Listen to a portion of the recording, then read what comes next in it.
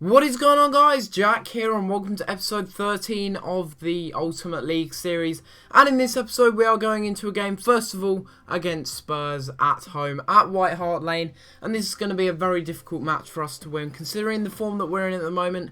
We did have a good spell, but it's not been good for us recently, and we're really struggling at the moment because although we're sitting in 8th position, I would like to be a titchy bit higher. I think if we were 6th or 5th, I would feel a bit more security in the position that I'm in. But 8th is still good, and I'm more than happy with that going into this game against Tottenham Hotspur.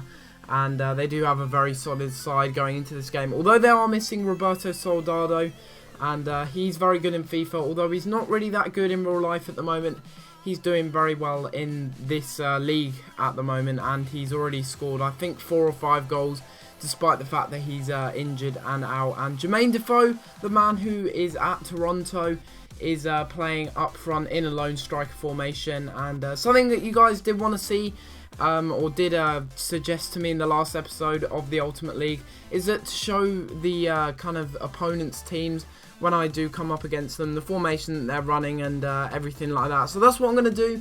And if you do like that, then do let me know down in the comment section below. And thank you guys for the support on the last episode of Career Mode. I think I got about 48 likes. And of course, we reached that all-important 900 subscriber mark. But Spurs do have a very solid side going into this game. They're playing Jan Vertonghen at left back. And that is quite an interesting move. Although he has been playing there in real life in a few games, I just think that's a poor position to play him in, to be honest with you. And I'd much prefer Danny Rose in that position if I was the Spurs manager. Maybe I will take them over. We'll wait and see after the end of this season and what jobs are available. But look at that clearance off the line there. I think I might have been from Poulsen. I did have to play him at centre-back in this game because everyone else was low on fitness. The fixture list from EA is just absolutely ridiculous. Like, I'm having games about 2 days after another game. It's just ridiculous. How am I meant to keep up with fitness? I've got one of the deepest squads in this league by far. I have really good quality and depth in this squad, even more so than Spurs do. And I'm still struggling with fitness. It's really, really frustrating. And although I've got players with decent fitness and, of course, decent stamina as well, that's still kind of something that I do want to work on in January. Maybe I do sign some players in January. If you can think of anyone in the comments down below that I could buy, preferably a defender maybe, because Alex Butner just hasn't really been playing well since I brought him in, and I much prefer Daley Blind in that position, to be honest with you. And going into half-time, we were very lucky to be 0-0 at half-time and drawing, because Tottenham Hotspur did have a lot of the chances. Although they didn't have that much possession, my passing was good, my possession was good, I just wasn't creating enough chances, and they were catching me out on the break. And that was something that I did have to work on in the second half if I was going to get any goals or even win this game, to be honest, because it's going to be very hard at White Hart Lane. And Spurs do pick up a free kick here just after kick-off in the second half. And it's Jermaine Defoe that steps up for this one, crosses it in. And on the rebound, I think that's Sandro getting a really lucky goal there. And when goals like that just go in, you really do know that the AI is just not on your side, to be honest with you. Because Sandro scoring a lucky goal like that, they did deserve it, to be honest. They did deserve a goal in this game. But I didn't want it to be a goal like that off of set piece. I mean, look at that. Great delivery from Jermaine Defoe, the Toronto striker. And look at that. It's very, very unlucky to score that goal or to get that horrible deflection. And this episode, well, actually, to be fair, it did look like it actually came off his hand, actually, and went into the back of the net. So, either way, it probably would have been a penalty anyway, because it was a handball inside the box. But I don't know what would have happened anyway if the goalkeeper did manage to save that. But that would be 1 in a million, really, that he would have saved that. But look at this again, just poor defending, and the ball just falls straight to him, and yeah, it's really, really poor from me and poor from the goalkeeper, really. Vermeer had played very well so far up until that point, and from there on, the floodgates just opened, really. I mean, Spurs created a lot more chances in the second half, and they did get a goal there to prove to the fans that they were a dominant side in this game, and they certainly were. They were creating a lot of chances, and they did deserve the 2-0 lead going into the second half and into the 71st minute. And they do get another chance here. Jermaine Defoe just proving too much for, I think that was Poulsen at centre-back. I was playing him at centre-back, and yes, he is a CDM. and he's got 42 pace. So I guess you could compare him to a kind of Mertesacker player at that centre-back position, but I just didn't have anyone else that I could put in that centre-back role, and it did really cost me because they have really fast players, do Tottenham, really agile players, and the players that they were playing in this game, they were just proving too much for my centre-backs. On the counter-attack, we did have a lot of possession, and we did have a great passing accuracy, but they were playing the counter-attacking game, and right here, just poor defending again. Dembele getting put through, I think that is, and he slots it into the back of the net with his left foot, with his stronger foot, and that made it 3-0. Really disappointing to concede that goal, and 3-0 was a deserved lead, though, because we were just playing horribly bad. I mean, seriously, this is probably one of the worst performances that we'd had all season. I'm being serious here. And we do invariably end up losing the game 3-0, which is very disappointing. Would have expected a bit more from that game, maybe a consolation goal, but we didn't create enough chances for that to even occur. We might have had a couple of shots on target, but in the end, Aaron Lennon, Sandro and Dembele were just too much for Vermeer in the net. And really, that first goal did lead to more goals, if I'm going to be honest with you. We did have 5 shots and 4 on target, but Spurs there with 8 shots on target. You can't deny that they did deserve the win. And in the end, we drop all 3 points. And our goal difference drops once again. But look at this. I have a game one day later against Borussia Dortmund. That is just not fair, EA. You really need to sort that out in the next FIFA, because how the hell am I meant to have such a deep squad? If I wasn't to have such a deep squad and I hadn't have signed all those players in January, we'd be in a bit of trouble right now. You can see me sorting out my bench here, putting some players that have a bit better fitness on the bench, because I did want to bring them on in the second half. Still yet to use Nathan Ake really in games, and maybe I will end up using him a little bit later on. Of course, I've got the option to buy him at the end of the loan spell that he's currently on from Chelsea, so maybe I do buy him at the end of the loan spell. It depends if we're still here at Ajax. I'm hoping we are, because I know you guys do enjoy this, and when I am winning I do enjoy it as well. But you know, you can't win every game, especially in this Ultimate League, because it's going to be ridiculously hard, especially on World Class.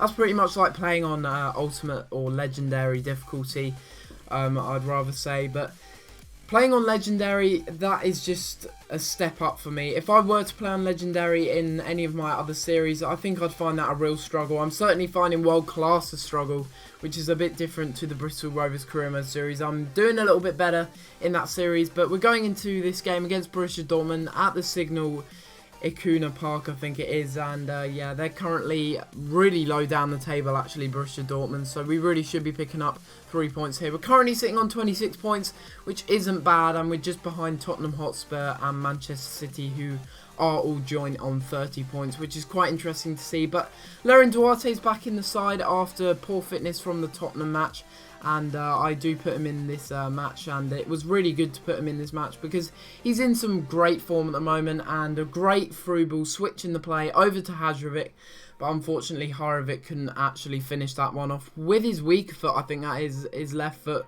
I'm not 100% sure. I think he might be right-footed, and if that is his weaker foot, that is a pretty poor shot. But if it is his stronger foot, that is a little bit worrying, to be honest, because I'd expect him to finish those chances despite the fact he's got pretty poor finishing. But look at this here in the second half. I think that was Neutink. Yes, it was Neutink, and that was just ridiculous. His ball control is just clumsy, and it was clumsy throughout this episode. Nothing was going my way, and it was just a bad day at the office, to be honest with you. And a really good shot there, but an incredible save there from Silerson, who was playing in the net for Vermeer, and another save. So a double save within the space of like a minute, and Hummel's there having the shot on the outside of the box, but unfortunately he couldn't quite get it past Silerson. Really good block there to make sure that Borussia Dortmund didn't go in front in this game, and it was very, very difficult to create chances once again. The side was just not doing well, to be honest with you, and apart from that chance with Hadrovic, we didn't have much in the game, and we probably should have created something from that there. And from that, they do go on the counter-attack, do an over-the-top ball, and it's a simple finish. I think that might have been for Mkhitaryan. of course, transferred from Shakhtar Donetsk, and he's playing very well for them in real life as well as in this game.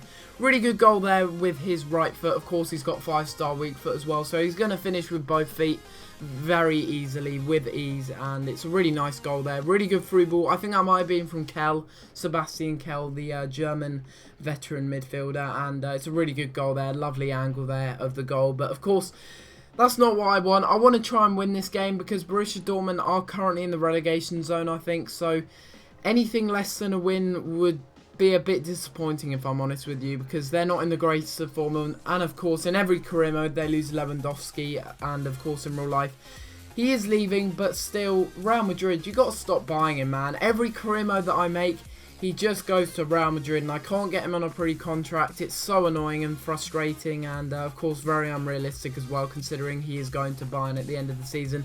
But we do manage to tie things up here, very undeserved, and look at that through ball there from Gundogan, the German midfielder. Really good through ball, and unfortunately for them, they couldn't get the shot or the header on target. But Mkhitaryan follows up from the rebound with a really good shot with his right foot again. Rifles that at the keeper, but the keeper makes an easy save. Straight out the keeper, and they do get a corner from this. And we do, well, we really didn't clear that away that well, and Zuma managed to make a last-ditch attempt to tackle, I think that might have been Mats Hummels. And once again, Borussia Dortmund get a corner. They're piling on the pressure, and from this corner, they whip it in. It's cleared off the line by Duarte, but clumsy, clumsy stuff. The goalkeeper trips him up, meaning he couldn't get the clearance away, and Sebastian Kell puts it into the back of the net. I was just devastated, to be honest. 77th minute, I just couldn't believe it. Once again, poor defending, and Leren Duarte couldn't quite clear that one away, despite being in great form. It was mainly the keeper to blame there. Cillessen had played a great game, but he didn't need to do that. That was just an AI mistake there. I had no control over it. It was just an automatic mistake. But going on into the 87th minute, we had one last chance in the game. Hajrovic with a great through ball over to, I think that might be Fischer, and Fischer manages to tuck it past Weidenfeller in the net. I do not know how he managed to do that, but nevertheless he does do it in great fashion under the leg of Roman Weidenfeller, and he was in very poor form in this game. I mean, we hardly had any shots on target. We might have had about 5 or 6, and we managed to score 2 in this game to level it up. Really, really good goal there. Well, not really a great goal, to be honest with you. It went under the legs of Roman Weidenfeller and crept into the back of the net.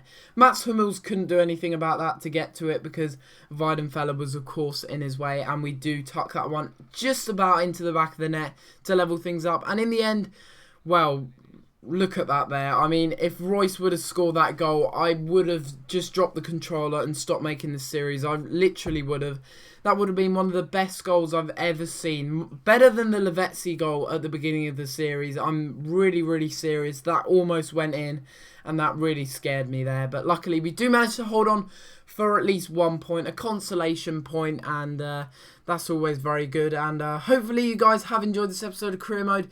In a couple of days' time, instead of an Ultimate League episode, I'm going to be bringing you the best under-19 squad. So hopefully you guys will enjoy that when I upload that.